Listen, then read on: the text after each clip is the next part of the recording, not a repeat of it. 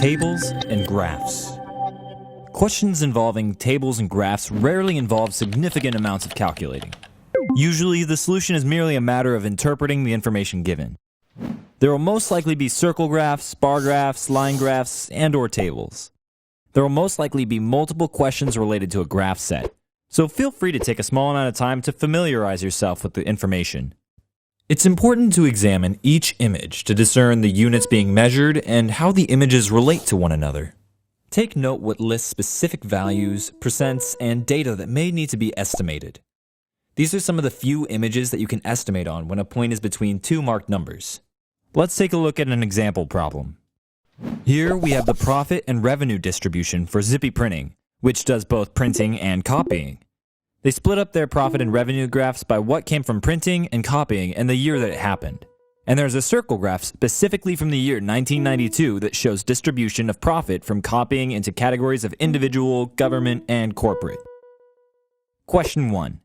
In 1993, the total profit was approximately how much greater than the total profit in 1990? Looking at the profit graph, we can see that in 1993, approximately $680,000 was earned, and in 1990, approximately $560,000 was earned. Subtracting these numbers gives us $120,000. So $120,000 is our answer. Let's take a look at another question. In 1990, the profit from copying was approximately what percent of the revenue from copying? The trick here is that we're using both the profit and revenue bar graph. The total revenue graph indicates that in 1990, the revenue from copying was about $2.6 million, and the total profit graph shows that the profit from copying was $270,000. The profit margin is profit over revenue, which is $270,000 over $2,600,000, which is approximately 10%. That's our answer. In 1992, the profit from copying for corporate customers was approximately how much greater than the profit from copying for government customers? From the chart, the profit in 1992 for copying was approximately $340,000, which 35% was from corporate customers and 20% was from government customers. That would be $119,000 from corporate customers and $68,000 from government customers. Subtracting these gets us $51,000. That's closest to $50,000, and that's our answer. During the 2 years in which total profit was most nearly equal, the combined revenue from printing was closest to. The total profit graph shows that 1992 and 1993 are clearly the 2 years in which the total profit was most nearly equal.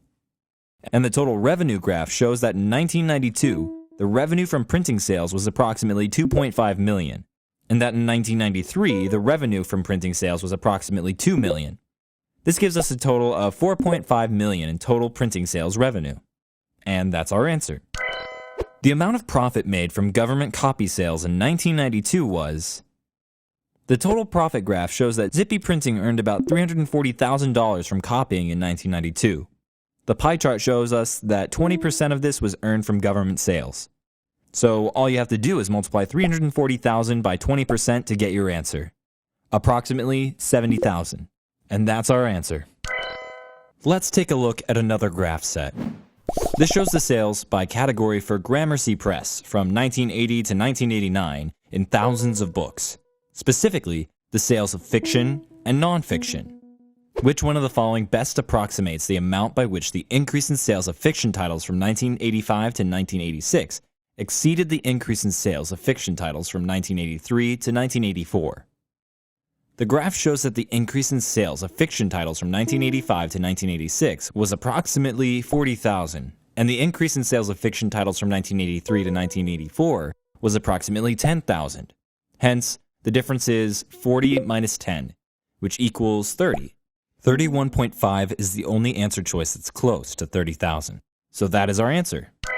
What was the approximate average number of sales of fiction titles from 1984 to 1988?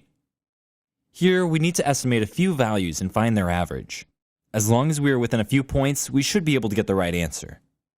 It looks like we have 30,000, 11,000, 52,000 twice, and 95,000. Divide that by 5 and you get 48,000. And that's our answer. One last question. By approximately what percent did the sale of non-fiction titles increase from 1984 to 1987? We can determine the increase by dividing the absolute increase by the original amount. 57 minus 40 over 40. That will net us 0.425, which is closest to 42%. And that is our answer.